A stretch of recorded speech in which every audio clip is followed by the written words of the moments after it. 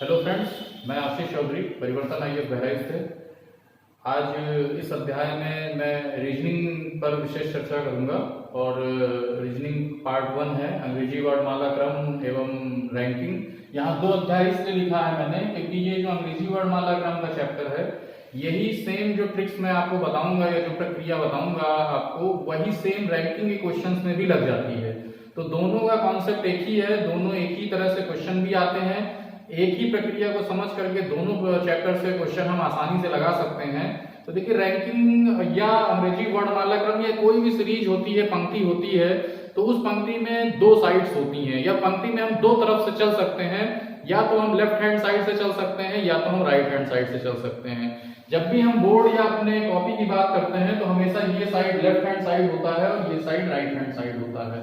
तो अगर कोई पंक्ति मान लीजिए इस तरह से है, इसमें बहुत सारे लोग बैठे हुए हैं मान लीजिए, तो अगर हम कहें लेफ्ट हैंड साइड से चलना है तो हम इस तरफ से चलेंगे, फ्रॉम लेफ्ट हैंड साइड। अगर कहते हैं कि राइट हैंड साइड से चलना है तो हम फिर राइट हैंड साइड का मतलब है इस तरफ से चलेंगे। तो ये ध्यान रखिएगा क्योंकि इस तरह के क्वेश्चंस रीजनिंग में आते हैं जो, उनमें इन्हीं पर विशेष ध्यान होता है कि दाएं से चलने पर या बाएं से चलने पर। तो पहले हम अंग्रेजी वर्णमाला क्रम को देखते हैं। इसमें देखिए, प्रत्येक अक्षर का एक नंबर होता है और वो नंबर दोनों तरफ से हो सकता है, लेफ्ट हैंड साइड से भी हो सकता है, राइट हैंड साइड से भी हो सकता है। लेफ्ट हैंड साइड से सीधा जिसको हम बोल देते हैं उस नंबरिंग को हमको याद करना ही पड़ेगा। जैसे लेफ्ट हैंड साइड से ए का पहला नंबर है, बी का दूसरा, सी का तीसरा, डी का चौथा, ई का पांचवा, इस तरह से एक्स वाई जेड 24 25 26 तक। राइट हैंड साइड में जेड पहला हो जाएगा, वाई दूसरा हो जाएगा, इस तरह से इधर ए जो है 26 हो जाएगा। तो यहाँ ये जो अंग्रेजी वर्णमाला क्रम है वो स्पेशली सीरीज 26 की ही है, लेकिन रैंकिंग में किसी की भी हो सकती है। 40 लोग हो सकते हैं, 50 लोग हो सकते हैं, 60 लोग हो सकते हैं, लेकिन जो ट्रिक है, जो प्रक्रिया है, जो कॉन्सेप्ट है वो एक ही है, अवधारणा एक ही है। तो उसको ध्यान से आप समझिएगा। अब देखिए, सबसे बड़ी बात यहाँ पर ये है कि एक तरफ से तो आपको अंग्रेजी वर्णमाला क्रम में नंबर याद करना पड़ेगा, जिसके लिए एक फार्मूला होता है ई जो टी, अधिकतर लोग जानते भी हैं। ये 5-5 के ग्रुप पे बनाया जाता है, 5, इसका 10, इसका 15, इसका 20 और इसका 25। तो ये आसानी हो जाती है हमको नंबरिंग याद करने में। लेकिन ये जो ऊपर नंबरिंग दी गई है ये लेफ्ट हैंड साइड से दी गई है, राइट हैंड साइड से नहीं दी गई है।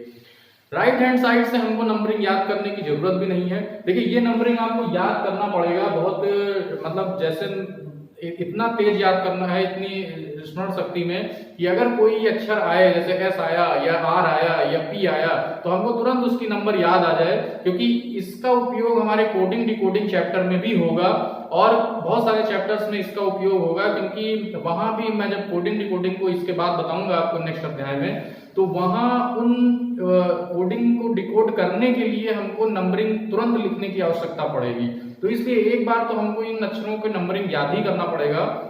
यहां पर हमको लेफ्ट हैंड साइड से याद कर लीजिए, वही बहुत है।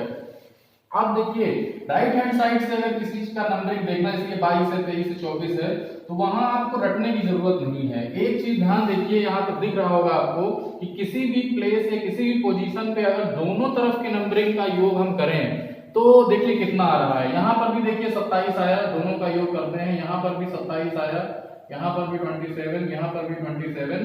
अगर लेफ्ट हैंड साइड और राइट हैंड साइड की पोजीशन को सम करें, और अंग्रेजी वर्णमाला क्रम में कितने अल्फाबेट्स हैं? 26। तो एक चीज यहाँ से निकल के आ रही है कि किसी भी पंक्ति में या किसी भी सीरीज में अगर लेफ्ट हैंड साइड की पोजीशन और राइट हैंड साइड की पोजीशन हमको एक ही स्थान की पता है दोनों तरफ से, तो अगर उनको हम जोड़ेंगे तो हमेशा टोटल जितने भी लोग हैं उनसे एक ज्यादा संख्या आएगी, और उसमें अगर हम एक माइनस कर देते हैं तो हमको टोटल पता चल जाएगा। तो यहां से एक फॉर्मूला बन के आता है कि किसी भी पंक्ति में हम लेफ्ट हैंड साइड पोजीशन एक ही स्थान की और राइट हैंड साइड पोजीशन को अगर हम जो है दोनों को जोड़ देते हैं तो टोटल जितने भी लोग हैं उनसे हमेशा एक ज्यादा आएगा।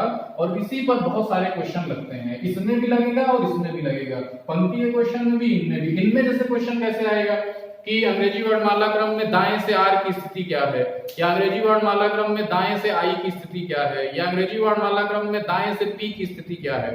अब अगर एक तरफ की स्थिति हमको याद है तो यहाँ अंग्रेजी वर्णमाला क्रम में तो हमको पता है कि टोटल 26 होते हैं, 26 से ज्यादा 27 हुआ। अब जैसे आर की स्थिति हमको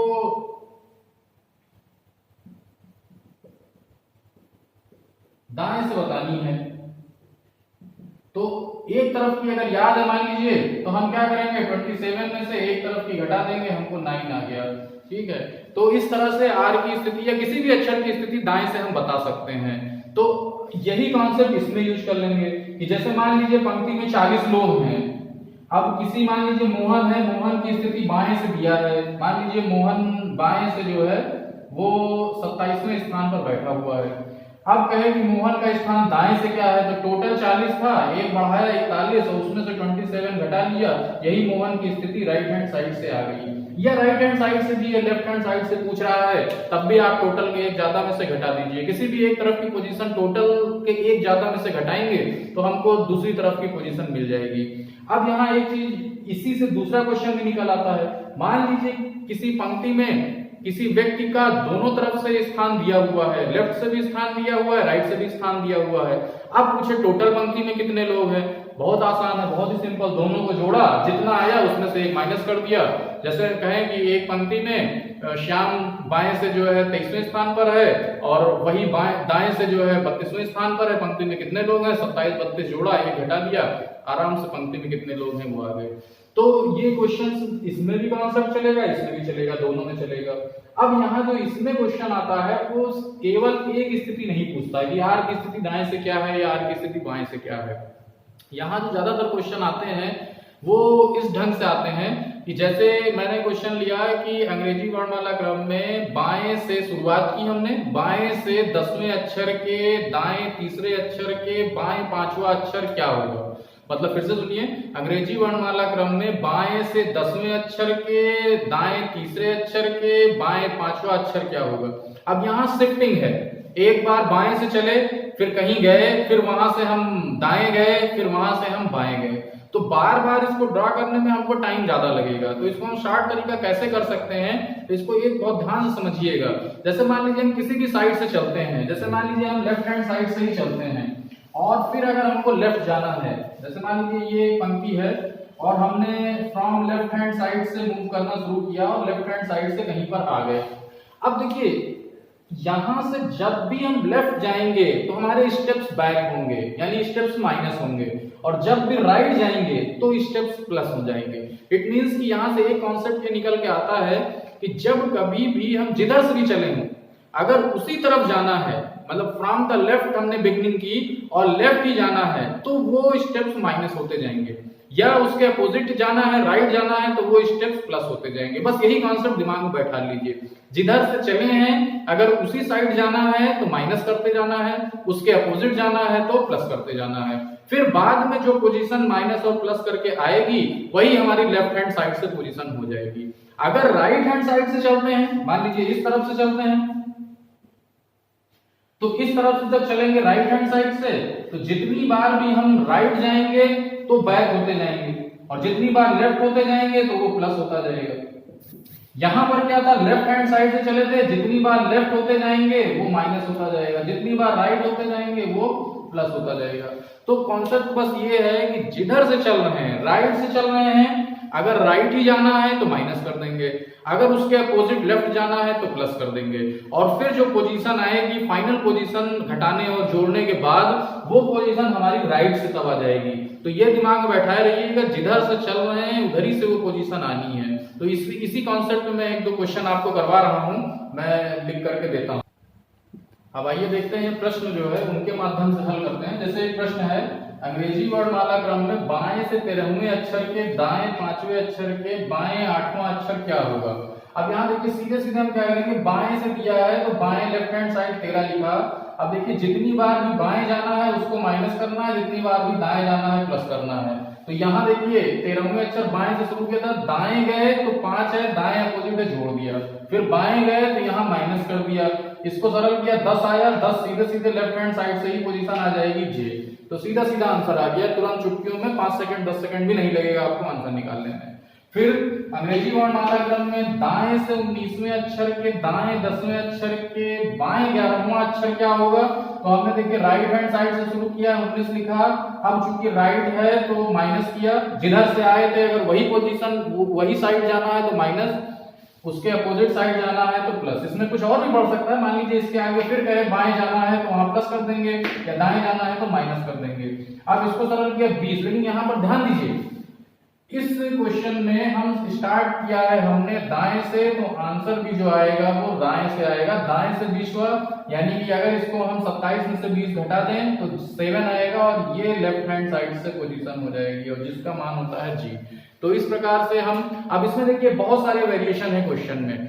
यहाँ अंग्रेजी वर्णमाला क्रम को ही अगर बदल दिया जाए, क्योंकि अंग्रेजी वर्णमाला क्रम में क्या होता है, दो अर्धांश होते हैं, दो हाफ होते हैं, first half and second half. A से लेकर के एम तक फर्स्ट हाफ होता है, और एन से लेकर के जेड तक सेकेंड हाफ होता है।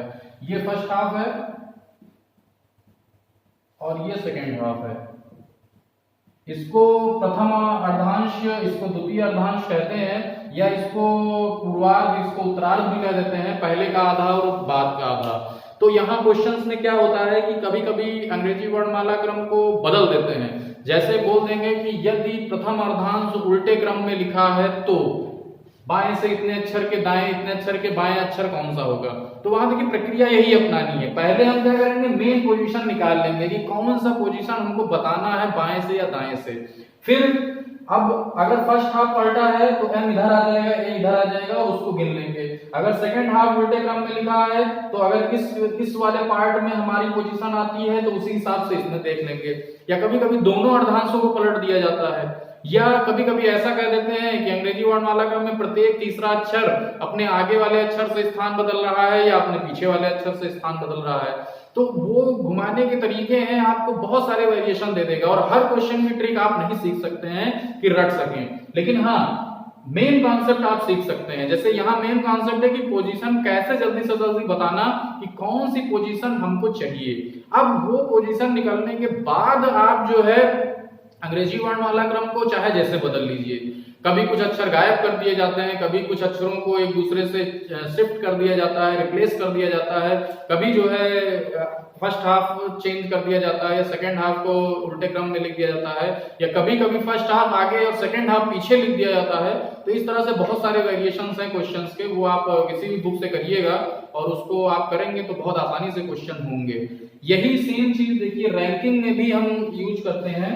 तो रैंकिंग में भी तमाम सारी प्रक्रियाएं हैं। जैसे हमने कहा कि एक मान लीजिए पंक्ति है और इसमें बाएं से कोई पोजीशन दी हुई है, किसी की मान लीजिए 17वीं पोजीशन, फिर कहता है इसके दाएं कोई बैठा है 9 स्थान पर, तो उसमें 17 में सीधे 9 जोड़ करके यहाँ का प्लेस लिख लेंगे। या इसके बाएं कोई बैठा है कुछ स्थान पर, मान लीजिए 8वें प्लेस पर, तो 17 में 8 करके घटा लेंगे। तो इस तरह से 3-4 लोगों की प्लेस पता चल जाती है, और वो भी पूछ लेते हैं कि उस पंक्ति में इनका स्थान दाएं से क्या है या बाएं से क्या है। तो अगर टोटल नंबरिंग पता है और ये प्लेस हमारा आया, मान लीजिए जो भी आया P आया, तो अब इधर से निकालना है तो 41 में से फिर एक बार P को माइनस कर लिया और हमारा प्लेस आ गया। तो यहाँ देखिए कॉन्सेप्ट वही है और वो क्वेश्चंस के आधार पर ही निकलेगा।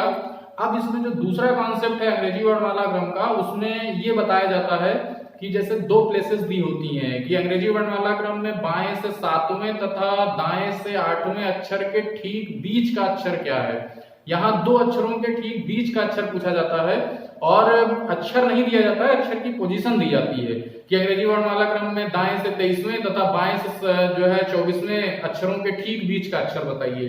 तो ठीक बीच का अक्षर भी पूछते हैं और प्लस इसके साथ में कभी कभी पूछ लेते हैं कि बाएं से 7वें तथा दाएं से 5वें अक्षरों के बीच कितने अक्षर लाई कर रहे हैं या कितने अक्षर हैं। ये क्वेश्चन हमारे रैंकिंग में भी बहुत आता है कि एक पंक्ति में 40 लोग बैठे हैं, जिसमें श्याम बाएं से 5वें स्थान पर बैठा है और मोहन दाएं से 8वें स्थान पर बैठा है, इनके बीच कितने लोग बैठे हैं। बहुत से लोग क्या करते हैं 40 लोगों को बना करके 5 इधर पे 5 देखा, उधर से 7 देखा, गिनना शुरू कर देते हैं कि कितने लोग बीच में आए। तो उसका गिनना नहीं, हमको बहुत शॉर्ट ट्रिक है उसकी, और उस ट्रिक को हम जैसे ही जानेंगे तो मुश्किल से 2 या 3 सेकंड में वो क्वेश्चन लग जाते हैं कि बीच में कितने लोग हैं, या उनके बीच में अगर कोई बैठा है उन दोनों लोगों के बीच में तो उसकी पोजीशन लेफ्ट से क्या होगी और राइट से क्या होगी। तो इसको हम नेक्स्ट चैप्टर पार्ट 2 में इसको बताएंगे और बहुत आसानी से आप एकदम 2 से 3 सेकंड में उन क्वेश्चनों को लगा सकते हैं। धन्यवाद।